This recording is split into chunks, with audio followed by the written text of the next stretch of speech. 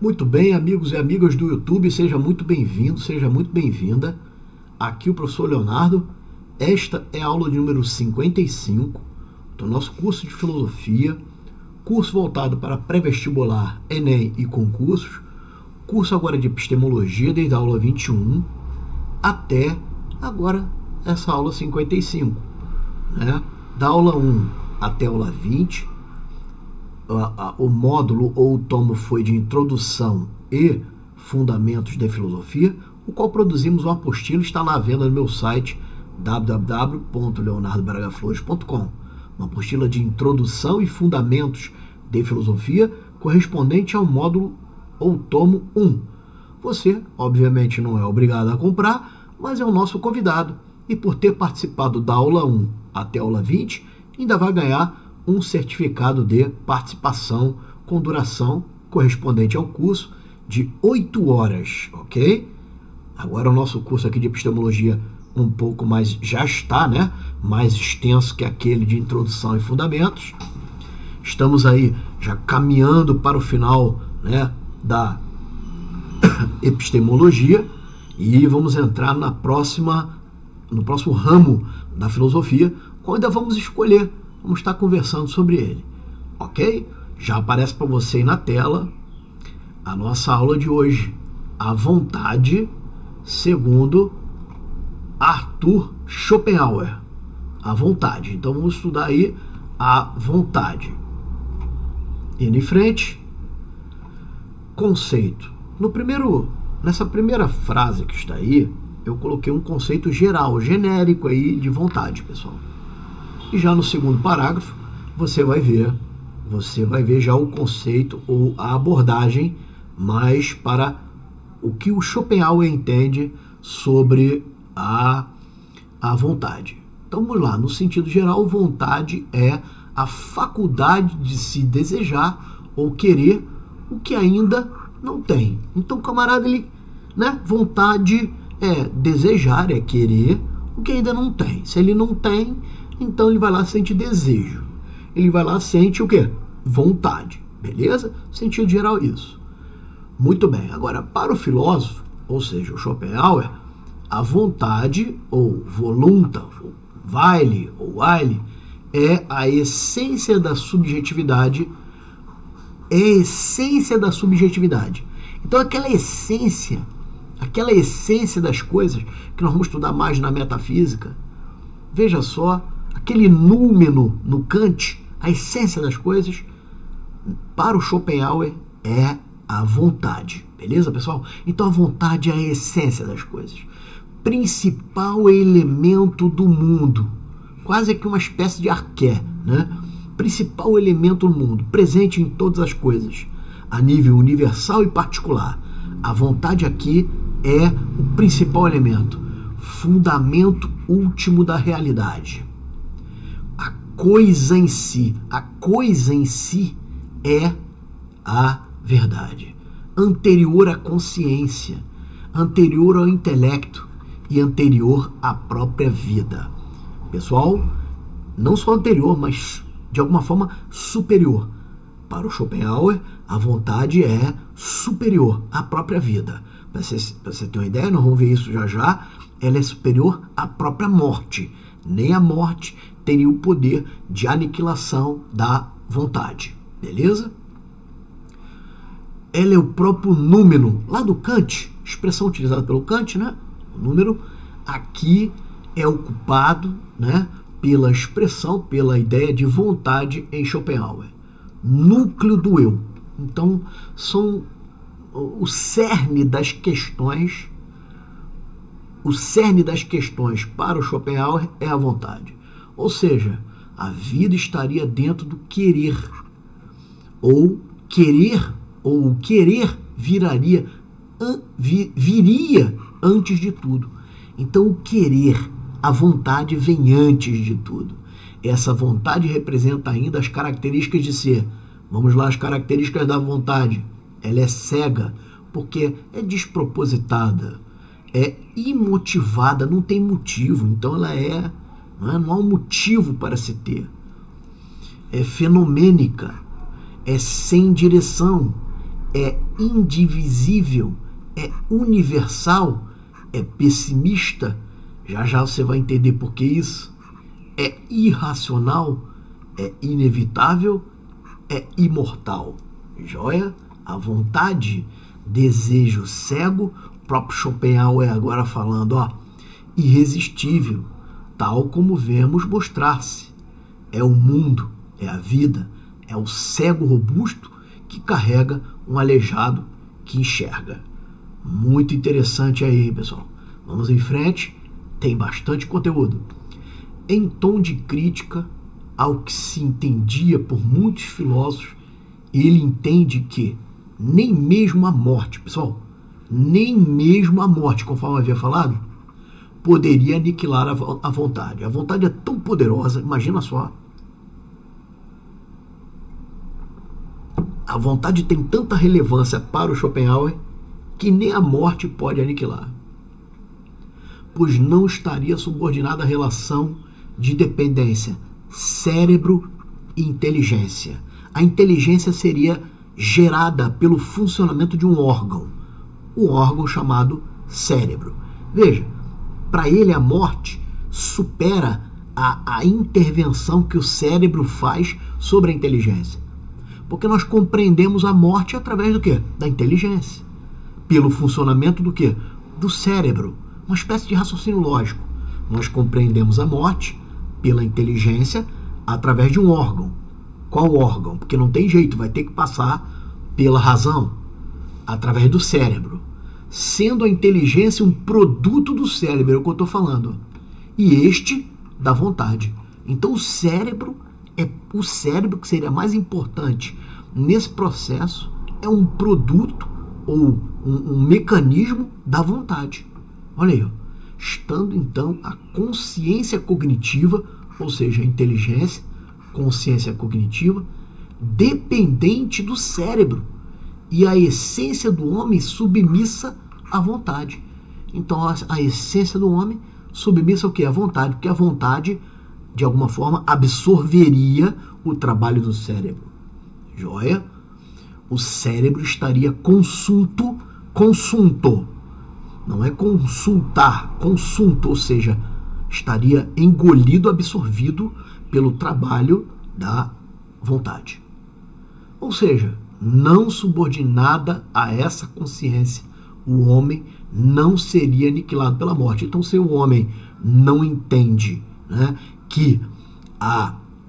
se o homem entende melhor que a vontade ela superaria, ela absorveria o cérebro e logo a inteligência, o homem não estaria submisso de alguma forma à morte. Vejamos aí então, ficaria assim, nesse diagrama, aqui dentro a morte, isso vai estar lá na tua apostila, esses diagramas, esses fluxogramas, todos esses esquemas, tranquilo? Aqui a inteligência, aqui o cérebro que produz essa inteligência, olha lá, o cérebro produz essa inteligência vem, veja só, se entender que a morte não existe, se ela entender que a morte não existe, o que vai acontecer? Aí, aniquilou a morte, logo a inteligência está com o cérebro alinhado de alguma forma que o quê?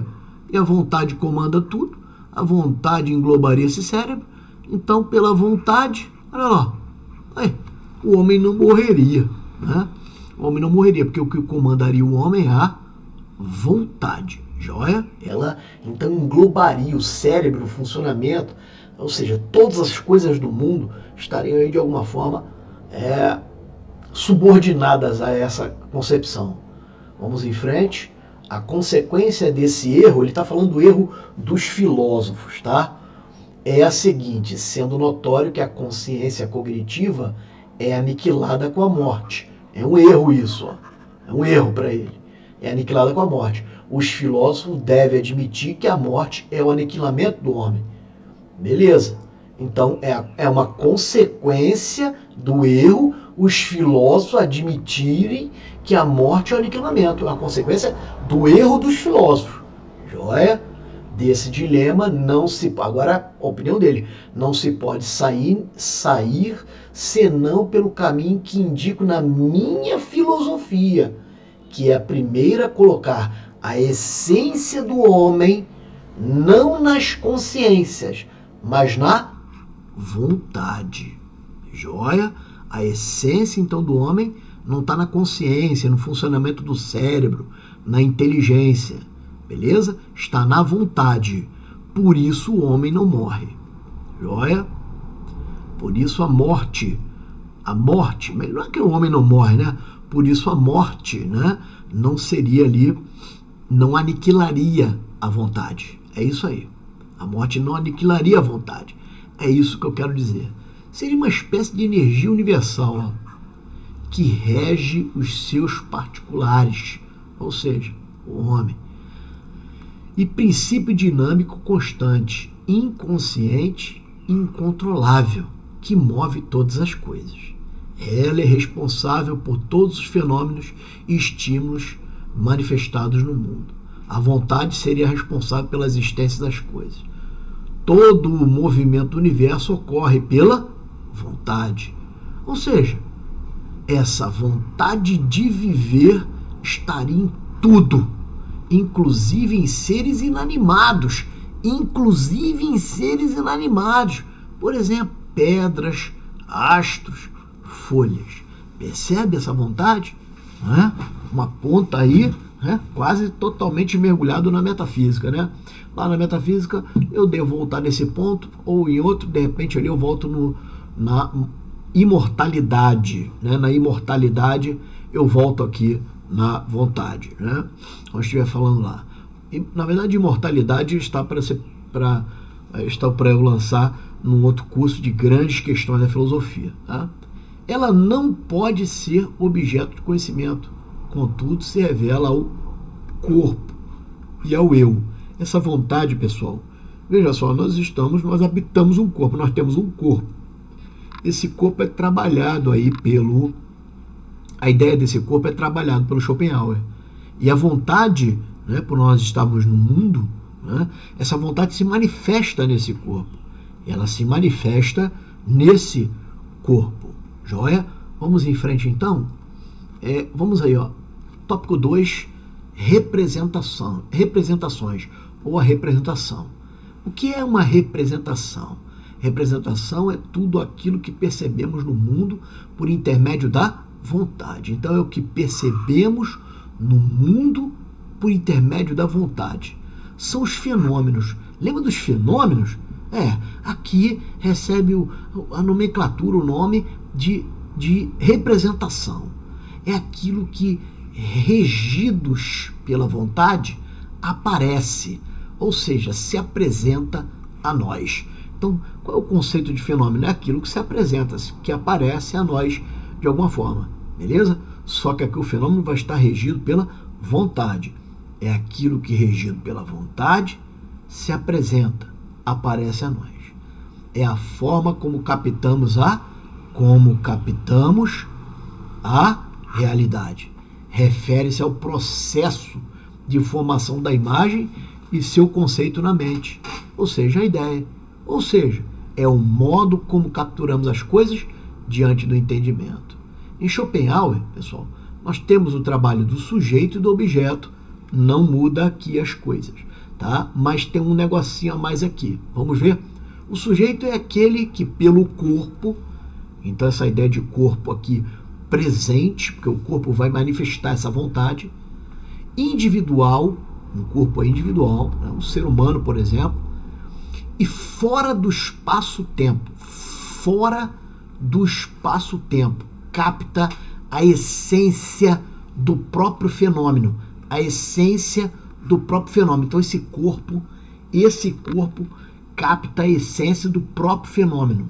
Esse corpo capta. Não é igual no Kant, que, né,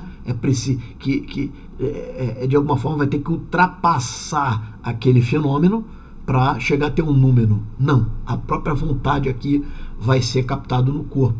É a vontade que se manifesta visivelmente. Então, no caso aí, esse sujeito, né, é a vontade que se manifesta visivelmente no corpo. No corpo. O objeto, aquele que existe e está mergulhado no mundo, no espaço-tempo. E é conhecido. Então, enquanto o sujeito conhece, o objeto ele é o quê? Conhecido pela representação na consciência do sujeito, que é o espírito apreensor. O sujeito é o espírito apreensor e o objeto é o espírito apreendido. Não muitas coisas, mas aqui o pano de fundo, nisso tudo está a vontade. E olha, vamos em frente. Esse processo de conhecimento pode ser universal, ou seja, segundo Kant, né, ele era universal. Tá lá, todos os homens recebem a realidade de uma única forma, mas ele pode ser também individual. Individualidade moderando as representações, individualidade modelando, ou seja, trazendo forma às representações. Aqui nós temos o Schopenhauer. Então, uma diferença entre os dois, né? Enquanto o processo de conhecimento para o Kant era universal, em Schopenhauer ele é individual. O mundo é representação, o mundo é uma representação minha, percebe? O mundo é uma representação minha. Daí o sentido da individualidade, desse processo de conhecimento. A representação, olha lá, ó, minha, dependendo do sujeito, e não existe senão pelo sujeito. É o sujeito pelo sujeito. O mundo é representação. E representação o quê? Minha. Representação do próprio o quê? Sujeito. Beleza? Individual. Vamos em frente. No quadrinho abaixo ilustramos a diferença entre os dois pensadores. Para o Schopenhauer, veja só, ele trabalha com a ideia de representação, o Kant de fenômeno. O Schopenhauer trabalha com a ideia de vontade e o Kant númeno. Para o Schopenhauer, o processo de conhecimento é individual e para o Kant, universal. Joia? Vamos em frente. Sofrimento. Esse ponto aí é muito importante para você entender esse negócio da vontade aí. Esse é o ponto melhor e o principal aqui. Sofrimento. Agora não, cara, professor vai falar de sofrimento. Calma aí. Tá com o café aí? A função da vontade nessa filosofia seria, olha gente, é a função da vontade, é eternizar uma vida predominantemente de sofrimento. Que é isso, professor? Me explica isso. O Schopenhauer vai entender que na mochila, ou seja, essa expressão minha, tá? Na mochila da vontade tem o sofrimento. Então, o homem basicamente leva uma mochila com dois equipamentos dentro. Um é a vontade, o outro, né? Igual aquele ovo que a gente compra no mercado, né? O Kinder Ovo, dentro de presente, junto com a vontade. Ou seja, o Kinder Ovo da vontade é o sofrimento. Vai vendo, irmão. Então, vamos embora. Nasce então um contratempo aqui. O da satisfação da vontade. Satisfação da vontade. Haja vista que a vontade trazer, haja vista que pela vontade, depois a gente corrigir isso, pela vontade de trazer prazer e satisfação ao se ter ou alcançar. Então vamos lá. A vontade traz prazer e também satisfação ao quê? Ao se ter, ao se alcançar alguma coisa, ao se alcançar o que almeja. Tranquilo? Trouxe prazer e satisfação. Já vou trazer um fluxograma para você entender essa parada aí. Legal. Mas logo veio o tédio. Então o cara conquistou, adquiriu o negócio, teve vontade, adquiriu o negócio, adquiriu o que ele quer, saciou aquela vontade, vamos supor. Tá legal? Mas depois ele fala assim, vem aquela sensação de incompletude, de angústia, porque, veja só, aquilo ele já tem, ele quer agora é outra coisa, né? Então, cara, o ser humano, ele tá fadado a essa angústia, essa coisa de querer o tempo todo essa né? Essa renovação. O cara, quando quer as coisas muito sofisticadas, né, pessoal? Geralmente vem sofrimento mesmo.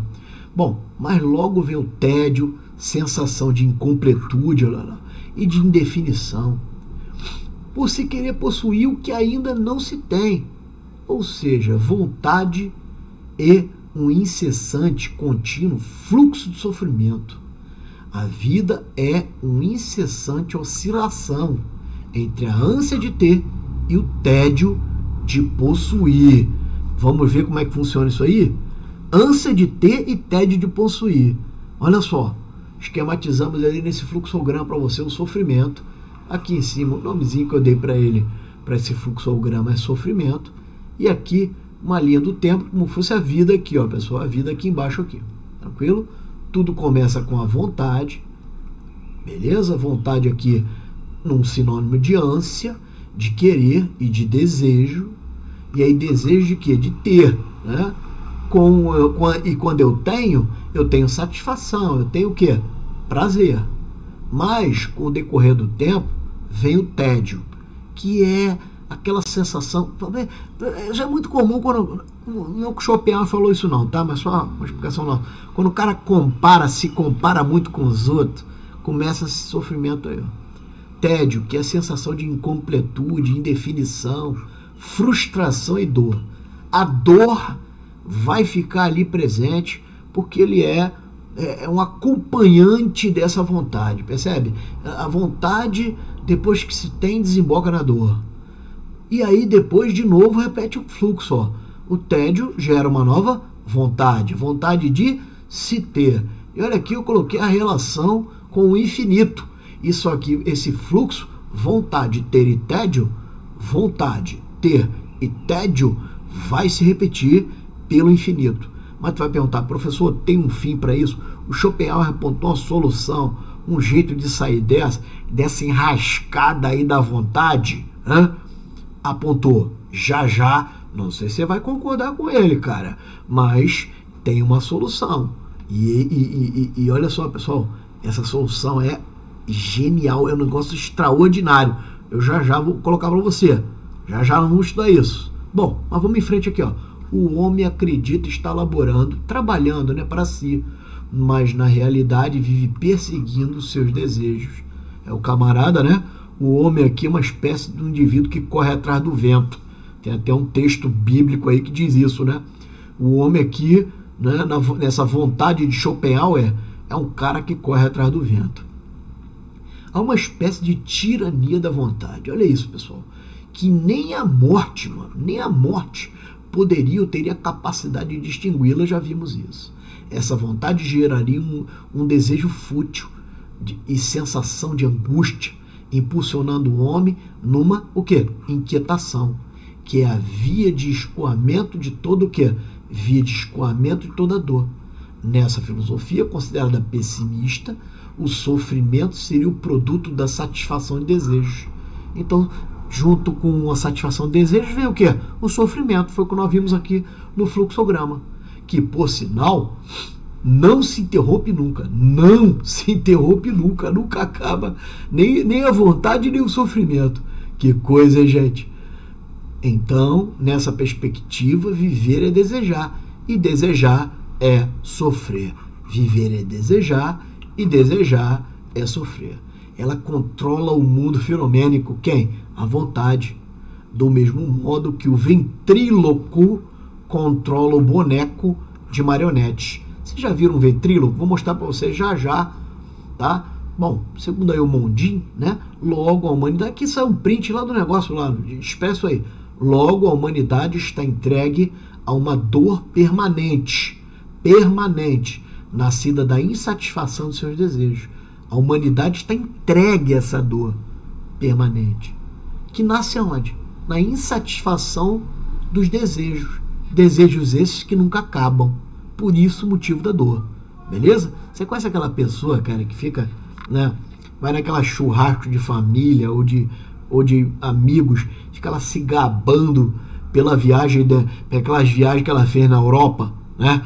Aí chega um cara e fala assim pra ela: olha, você já viajou pro Egito? Aí ela: não, nunca. Aí tu vê que o rosto da pessoa fica consternado, fica triste, né? Ela viajou a Europa inteira, mas não foi no Egito, né? Que o Egito fica lá no norte da África. Então bate aquela, né? Aquela sensação de incompletude, aquele vazio, né? O indivíduo tá arriscado sair da festa com raiva de tu, porque tu perguntou, só perguntou se já foi no Egito, que a vontade dele não foi nem por mal, era de ir também no Egito, já que tu conheceu, né? Já que essa pessoa conheceu a Europa inteira, enfim, mas como o cara é tão, né? Isso aí se avoluma, cara. Essa coisa, isso se avoluma, isso toma um volume e cada vez fica pior, né? Bom, enfim, estou aqui dando as minhas considerações de valor, mas é nesse naipe aí, pessoal. Olha aí o ventríloco.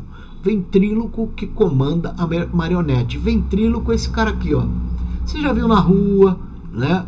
Ali no estado de São Paulo, né? Ali há muita exposição da arte ali em alguns centros, né?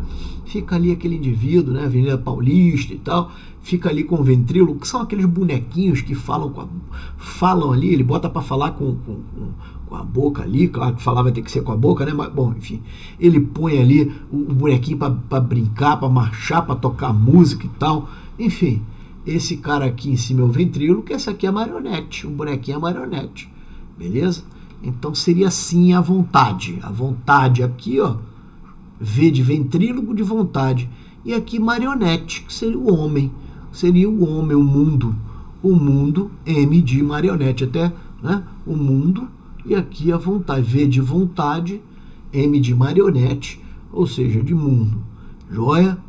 Muito bem, essa parte aqui vai entrar bem legal, pessoal, isso aqui é bem legal. Ó, tópico 4, a renúncia. Então lembra que eu, professor, eu tô vivendo isso aí que o Schopenhauer falou, rapaz. Professor, me dá uma ajuda aí, porque isso aqui não é autoajuda, nessa aula não é autoajuda, isso aqui é filosofia.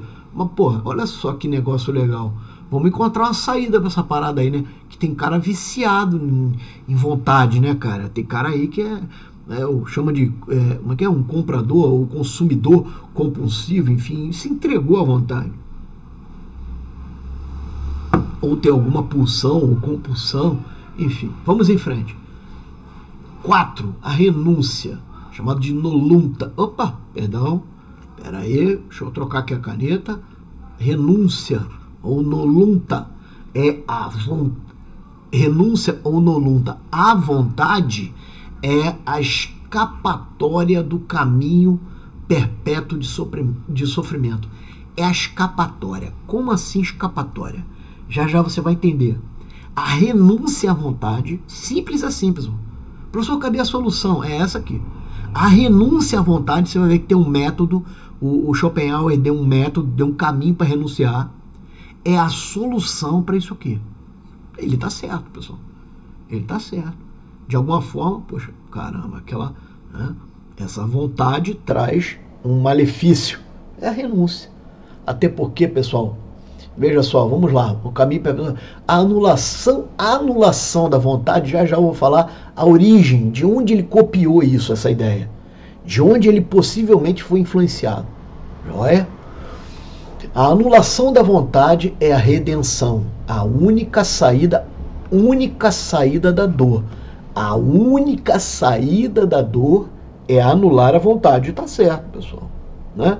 Se existe um sistema, né, e dentro desse sistema a vontade é a precursora, é a causadora de um sofrimento, só anulando a vontade, beleza? Mas aí tem técnicas para anular, e aí já entra em outros ramos de saúde mental e por aí vai, quando o cara está doente, né? Vai precisar de um psicanalista, psicólogo, psiquiatra para anular aquilo, nem sempre é sozinho, mas de alguma forma, no geral, a filosofia ela é geral, né? Ela é geral, não é algo para estudar algo específico, ela investiga aquilo no específico, mas é geral, beleza? Então, poxa, mas no geral é o que? A anulação mesmo daquela vontade. Esse pensamento de Schopenhauer possivelmente teve influência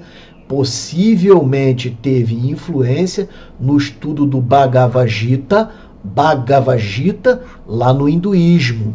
Joia, pessoal, estou estudando lá, é uma espécie de Bíblia, ou seja, de livro maior do hinduísmo, é o Bhagavad Gita. Eu não tenho nenhuma amostra, nenhuma aqui para mostrar para você. Já tive algumas cópias de outras coisas. Essas coisas de teologia eu fui descartando um pouco. Nem Bíblia sobrou direito. Eu só tenho uma aí, eu acho, mais algumas que a gente usa às vezes ali para estudar ali o Evangelho e outra coisa. Enfim, mas já fui descartando algumas coisas de teologia aí, ficando mais com a filosofia mesmo. Em que Krishna, Krishna, pessoal, no hinduísmo é, vamos dizer assim, uma entidade num status, assim, num perfil, como que fosse Cristo no cristianismo. Né? Alguns dizem que é o mesmo personagem, né? Que é o mesmo, assim, o mesmo ser. Tá? Então tá aqui, ó, Krishna, que aqui ele tá nessa passagem, né, do Bhagavad Gita, ele é o cocheiro. Não conheço bem a história, não li a história, mas aqui aparece Krishna aqui, ó. Olha o Krishna aqui, ó, que é uma espécie, tá vendo a seta azul aqui, ó? A seta azul aqui desenhando, aqui tá o Krishna pilotando aqui essa carruagem. Essa carruagem tem um rei aqui, ó. Um rei aqui, que é esse cara que tá aqui embaixo. Coloquei o nome para você, ó. Arjuna. Arjuna, aqui tá o Krishna, ó. Professor, o que tem a ver com o Schopenhauer? Já você vai ver. E aqui tá o Arjuna. Arjuna, beleza? Arjuna. E aqui, esse quadro bem legal, aqui do Mahabharata, de 1753, é uma imagem que vai trazer a batalha de Kurukshetra, tranquilo? Lá no hindu, lá na língua indiana. Muito bem. E aqui, pessoal, possivelmente o Schopenhauer, como teve contato e tem essa linhagem, essa herança, né, que se liga aí ao budismo, tá? O homem é escravo dos seus desejos. Ó. O homem é escravo dos seus desejos, a menos que consiga se libertar deles. Percebe o pano de fundo aí dessa, né, dessa ideia que o Schopenhauer achou de renúncia, né? Essa ideia que vai dar liberdade para o homem, vamos ver já já. Renúncia, vai dar libertação dele dessa vontade. Joia, pessoal? Então vamos em frente, hein? Bonito aquele quadro, né? Ó, portanto, o fim do desejo está na cessação do querer. Ó, o fim do desejo está na cessação do querer. Isso seria a única maneira de romper essa dinâmica, ou seja, engrenagem, que leva ao sofrimento fadado ao homem. A liberdade, que é o mesmo que independência interior, né? Liberdade, que é o mesmo que independência interior. Quando a liberdade, a independência interior explode dentro do homem, né? Não estaria na satisfação, não, pessoal, não estaria, ó, não estaria, beleza? Na satisfação das vontades, mas na sua asfixia. Isso é segundo Schopenhauer, cara. Se você for estudar o Freud, já tem uma variantezinha aí, já tem outras coisas para examinar, pessoal, né? Se você pega, por exemplo, tem compulsão, um exemplo, por café, beleza? É vontade, para Schopenhauer, que, né, uma pulsão, tem uma compulsão, tem uma pulsão, lá em Freud, por café. Se eu ficar aumentando muito o foco em querer deixar isso lá em Freud, né? E o que vai acontecer? Vai aumentar a minha, expressão muito utilizada aí na psicanálise, vai aumentar a minha fixação, a minha atenção nisso. Então uma coisa que era para se libertar acaba agravando, né? O cara fica ali, veja aí uns caras, rapaz, fazendo umas rezas na internet, né? Eu preciso deixar o pecado, preciso deixar, o cara neurótico, o cara, aquilo tá aumentando, ele tá dando mais atenção para aquilo, né? Já dizia o Chico Xavier, tudo que você focar, aquilo cresce. Então, bom, enfim. Mas aqui para o Schopenhauer, vamos em frente, não estaria na satisfação das vontades, mas na sua asfixia. Então deveria, né? Inclusive o Schopenhauer, ele elogia o trabalho, né, e a vivência dos monges e também a santidade, vamos dizer assim, daqueles monges e também dos melhores, vamos dizer assim, dos cristãos que se consagram, que se, enfim, daqueles cristãos, dos sacerdotes consagrados lá, não um consagrado por um rito qualquer no cristianismo, não. Ele fala do cristianismo, aquele sacerdote consagrado que se consagrou, enfim, ele elogia essa questão.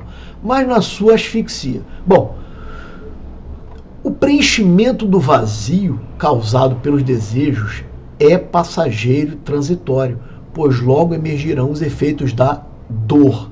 Então os desejos, né, tá lá o cara, a gente vê muitas vezes ele usa uma droga aí ilícita e pesada, né, para preencher aquele buraco. Hoje a aula está parecendo autoajuda, né? Mas, enfim, tem essa pegada para você entender aí, né? E o caminho aqui, pessoal, é a resignação, que é a mesma coisa, né, de cessação, enfim, é a resignação. A resignação é o último modo afortunado de passar da volunta, que é a vontade, para a nolunta, que é a renúncia. Esse caminho vai da vontade, que é o desejo, até a renúncia, a resignação. Esse caminho vai da vontade até a renúncia. Essa é alcançada através de dois outros caminhos. Essa renúncia é alcançada através de dois outros caminhos, que é a arte e a ascese. Já vamos ver como é que funciona. Eu coloquei isso também num diagrama para você. A ascese, por sua vez, é alcançada por uma escala graduada entre justiça, bondade e castidade. Então a ascese vai se dividir, vai ser alcançada por justiça, bondade e castidade. Vamos estudar cada uma delas. Mas no geral, pessoal, essa libertação da vontade vai ser alcançada pela arte e pela ascese. Joia? Vamos em frente. Vamos lá então, ó. Sentimos que toda satisfação de nossos desejos advinda do mundo, assemelha-se à esmola, que mantém hoje o mendigo vivo, porém prolonga amanhã a sua fome. Então a esmola mantém o mendigo vivo hoje.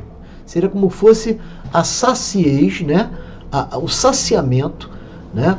da vontade. Então, é como dar, né, uma esmola para o mendigo e manter ele vivo hoje, mas amanhã a fome brota de novo, a fome volta. A resignação, ao contrário, assemelha-se à fortuna herdada e livra o herdeiro para sempre de todas as preocupações. Então, o caminho aqui é a resignação. Beleza? Vamos em frente. Olha aí, para você entender melhor esse fluxograma, vê se ficou bonito aí, ó. Vejamos o mapa mental abaixo. Vontade versus renúncia. Vontade versus renúncia de Schopenhauer. Vontade, renúncia. Tudo na linha do tempo, correndo junto, ó. Eu quero sair da vontade, e ir nesse fluxo aqui, ó, para atingir a renúncia. O caminho da renúncia é a arte. O caminho da renúncia é a ascese, ou seja, a libertação. A ascese, a mais fraquinha, começa a ascese com a ideia de justiça. Vamos ver o que é isso. Mas aí progride mais forte um pouco, ou seja, intermediária, a ideia de bondade. E depois, em último, a mais forte, né? Uma espécie aqui de iluminação, uma espécie aqui de consagração do indivíduo, não é? Ele ali se aproximar mais, não é? do seu eu, tá? É aí a castidade. Joia? Vamos em frente. Arte, ascese, que se divide aqui, ó. A arte, ascese, o caminho para essa renúncia, hein? Arte, ascese aqui dividida em justiça, bondade e castidade. O que é a arte? Vamos ver primeiro? A arte, pessoal, não é, presta atenção, A principal delas é a música, você já deve ter ouvido por aí, né? É uma maneira de libertação da vontade, mas não é definitivo, é transitório, beleza? A arte, a experiência estética é a mesma coisa, que ajudará temporariamente o homem a purificar o olhar, a despojar a si mesmo, a acalmar-se. Ele vai se despojar, ele vai purificar o olhar, ele vai se acalmar. Já parou aí, cara, para ouvir uma música, né, num canto? Tava lá nervoso ou com algum, né? E de repente você vai para um canto e começa a ouvir uma música, começa a se distrair, né? Olha que negócio legal, hein, pessoal, né? Começa a olhar uma pintura, começa a olhar uma obra de arte, tá? Começa a olhar uma escultura e aquilo te livra, e aquilo de alguma forma vamos assim, canaliza, faz uma espécie de catarse naquele objeto, né? Você relaxa. Já viu isso, cara? Já passou por isso? Né? Então a arte tem essa questão de livrar da dor. Aí os exemplos do próprio Schopenhauer, a arquitetura, a escultura, a pintura, a poesia, a música. Inclusive isso aqui estaria numa escala também ascendente, tá? Isso aqui estaria também numa escala ascendente, assim, assim. Inclusive a música é a mais elevada nessa escala. Olha, a mais elevada. Vamos em frente, vamos ver a SESI então. Essa expressão significa libertação. Libertação do quê? Da dor e do tédio. Então, pô, o camarada não quer se livrar daquele problema? Problema causado pela própria o quê? Vontade? É um caminho ascendente de uma espécie de iluminação. Palavras minhas, pessoal, de espécie de iluminação. É o que acontece aqui na castidade, nesse último. É o que acontece. É algo parecido, justamente a influência que ele teve lá no hinduísmo, né? Que inclusive há conselhos e há, vamos dizer assim, ensinamentos muito legais nessa filosofia, nessa religião, enfim. Como tem também no cristianismo, enfim, né? Nas religiões afro e tal, né? Há conselhos muito legais ali no meio, né? Através da supressão, três etapas, então vai haver supressão, que é diminuição, né? Corte da vontade, asfixia dessa vontade, né? É isso aí. 3 etapas ou fases ou passos graduados deverão ser percorridos. Primeiro passo é a justiça. E qual é a ideia de justiça aqui para Schopenhauer? É um golpe no egoísmo. Um golpe no egoísmo humano, beleza? Reconhecendo os outros seres humanos como iguais. Estou gravando essa aula aqui, né? Lá na faixa de Gaza, já está, eu li agora no noticiário, foi ontem, hoje, ou de madrugada, foi de madrugada, beleza? Hoje é dia 29, não sei, 28 de julho de 2024.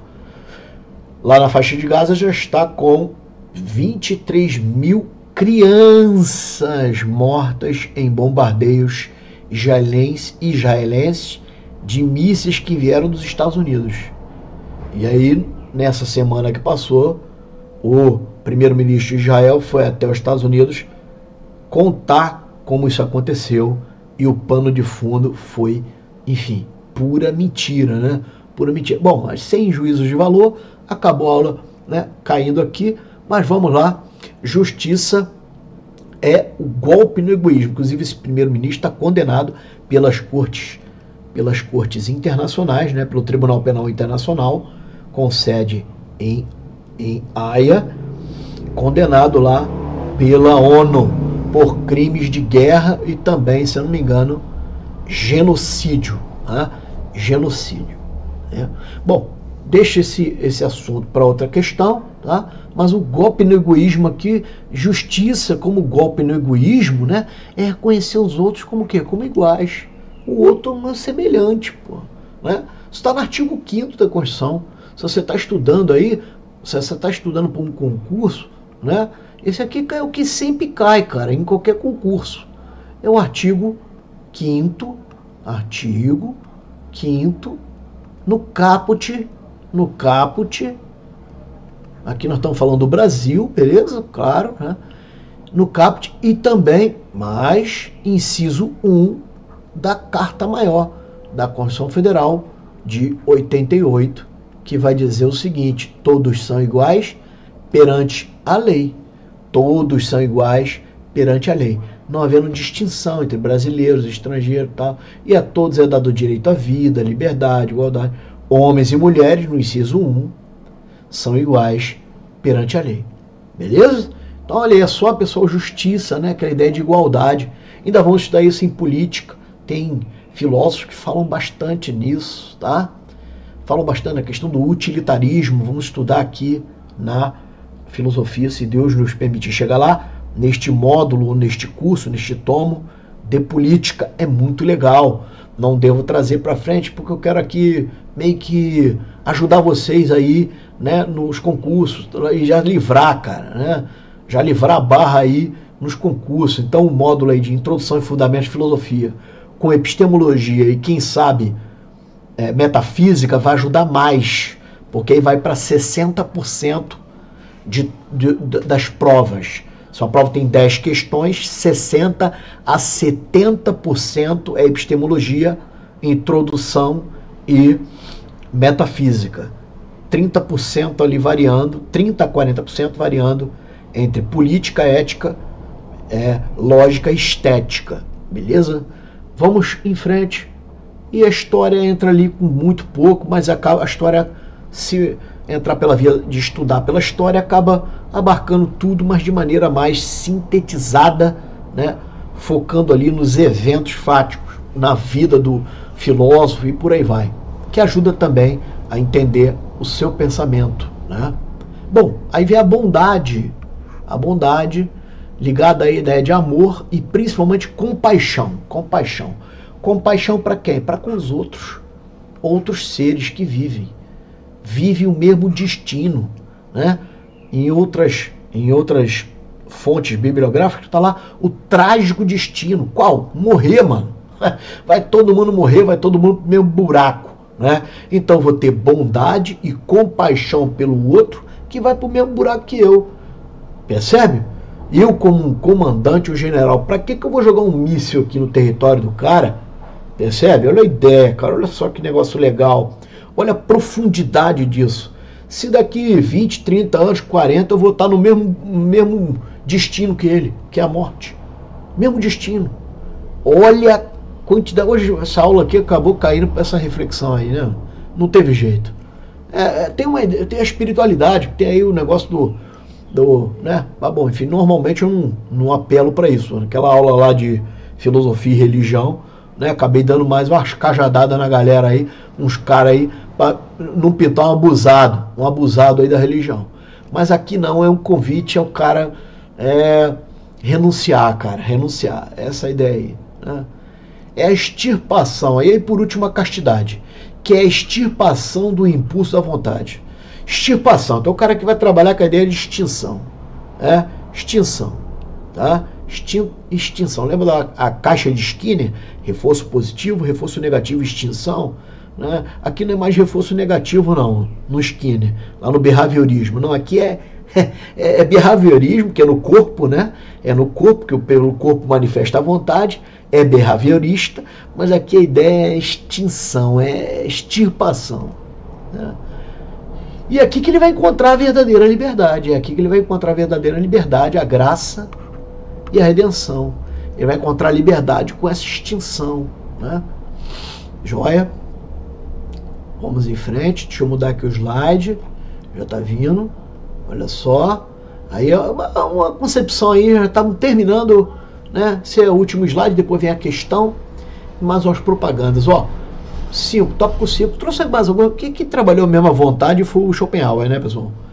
Mas trouxe aí umas concepções aí de alguns filósofos. Vamos lá, para Thomas Hobbes, alguns aqui ajudou, né, porque eu tenho formação também em direito, fui muito tempo professor de direito penal. Olha, cara, tem alguns aqui que ajudou a formar o direito penal. Já quem é estudante aí de direito ou professor, enfim, vai reconhecer isso aqui. Por exemplo, o Hobbes é um deles, ó.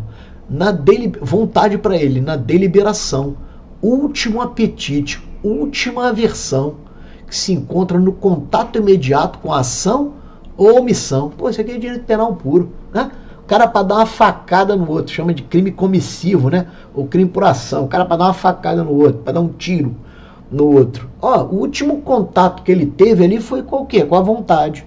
Percebe? Hã? Tranquilo, se fosse pro Schopenhauer, se esse cara que vai dar a facada, né? Ou vai dar o tiro, tivesse aqui, ó, né?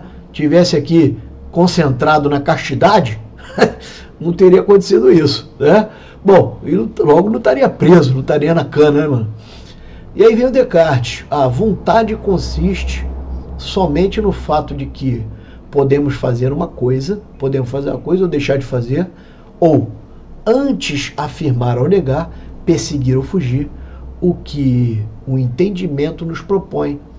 Agimos de tal maneira que não sentimos absolutamente que alguma força exterior nos obrigue. Percebe? Vontade e liberdade, bem aí, unificados no conceito do Descartes. Vamos ver o John Locke. Potência de querer é o que se denomina vontade. É a potência de querer. Então esse querer aqui, ó, o John Locke. Beleza? Lembrando, todos eles são antes do Schopenhauer, tá, pessoal? Todos aqui são antes. São todos antes. E aí o David Hume, vamos ver aí, ó. Por vontade entendo senão a impressão interna que sentimos e que temos consciência. Então vontade é uma impressão que vai lá na consciência.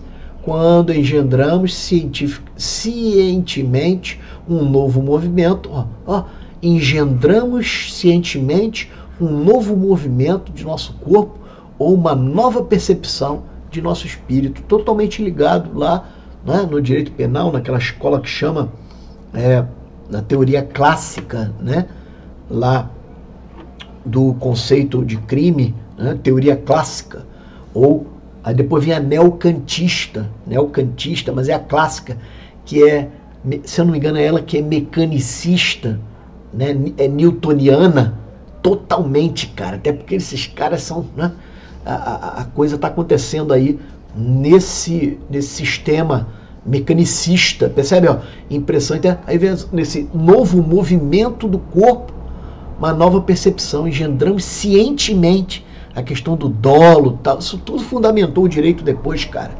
Cientemente um novo movimento, ou seja, consciência de um movimento, uma nova percepção de espírito. Claro que a pegada aqui filosófica é outra, mas só para você entender como é que isso aqui ajudou no direito, na formação do pensamento também jurídico, pensamento jurídico. Ó, Kant é uma razão prática, Aqui a ideia mais de moral, de legislação,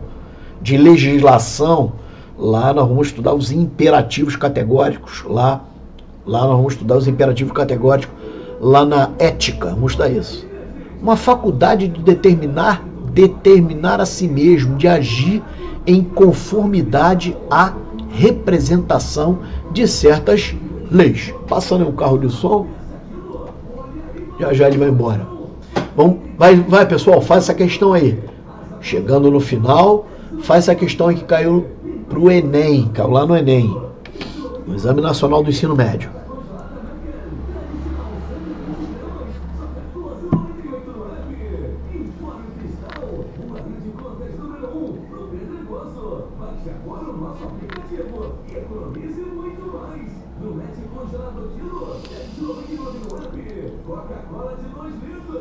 Dá até para pegar um comercial aí, né? Enquanto o cara do carro de som parou aí, ele tá pensando que vai vender alguma coisa. Bom, vamos em frente. Sentimos que toda satisfação de nossos desejos adivinha do mundo, assemelha-se à esmola. Aí, pessoal, a satisfação assemelha-se à esmola que mantém hoje o mendigo vivo, porém prolonga amanhã a sua fome. A resignação, olha aí, ó, ao contrário, assemelha-se à fortuna herdada. Livra o herdeiro para sempre de todas as preocupações. Então a resignação livra o herdeiro para sempre, de todas as preocupações. a resignação. O trecho destacado, o trecho destaca uma ideia remanescente de uma tradição filosófica ocidental, segundo a qual a felicidade se mostra indissociadamente ligada a... E aí, pessoal, marcou o que aí? Isso aqui, resignação, está ligado ao que? Ligado à independência interior, né? Ligado à ideia de liberdade. É o que vai dar a liberdade. Liberdade, a verdadeira liberdade para ele vai trazer essa independência interior através da resignação. Isso ficou claro com aquele mapa mental que eu mostrei para você, onde ele vai perseguir, olha aqui, ó, vou pegar aqui para você, ó, onde ele vai perseguir, né, vai em direção, sai da volunta, vai para nolunta, chega até a sese e aqui na castidade, né, onde ele vai encontrar aí a libertação, a liberdade. É nesse caminho para a sese, ele vai encontrar a libertação, ele vai encontrar a liberdade. Joia? Então, e isso é sinônimo, né, tem a ver, ou é a mesma coisa, de independência interior. Independente é alguém livre, né? Já está esperando você aí, ó, a apostila do tomo 1, ou módulo 1, Introdução e Fundamentos de Filosofia. Olha aí, vai vir com esse certificadinho aqui, ó, por ter participado da aula 1 até a aula 20. Vem com esse certificado, tá? A apostila teórica, é uma apostila teórica com questões. Então, se você, né, tá interessado, já participou lá do módulo 1, já assistiu tudo, cara, aquele módulo 1 vai te dar 30%, 40% das questões de prova por aí, pessoal. Né? Concurso oficial do Corpo de Bombeiros, Estado do Rio de Janeiro, né? Caiu aí, última banca. A próxima vai ser a OCP, se eu não me engano.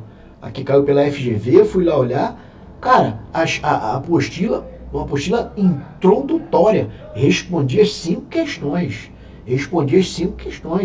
Uma apostila introdutória, nem na matéria estava, devido ao nível ali que a gente vai trabalhando, fala bastante, né? Se combinar a apostila com as videoaulas, você tem aquela prova, 5 questões. Agora eu entrei na matéria mesmo, né? Ali vai só até a aula 20. Então você é o nosso convidado. Valeu? Você é o nosso convidado. Faça-se presente. Compra lá a apostila, cara.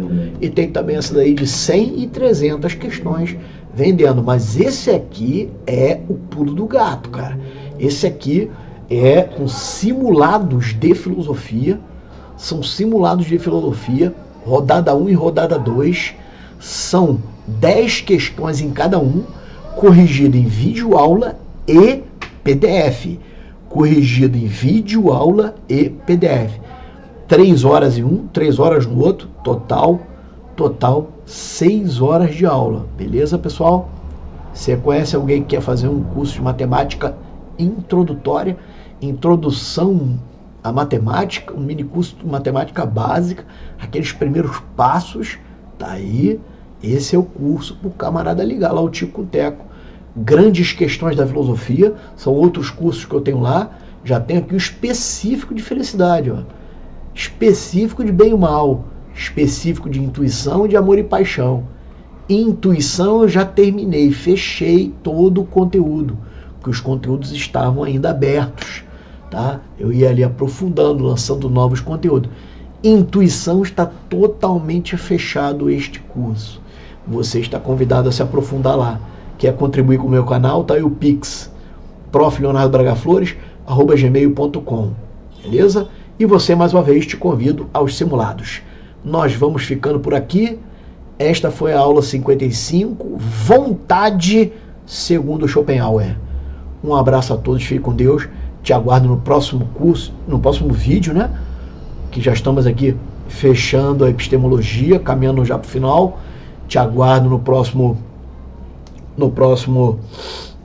aula. Aproveita para curtir esse vídeo aí embaixo, compartilhar para o colega que está estudando, comenta algo que o YouTube vai entender que você gostou e tal, né? E tal. Então dá aquele like maneiro aí, beleza? Perde esse fragmento de segundo. Joia? Um abraço a todos, fique com Deus, cara.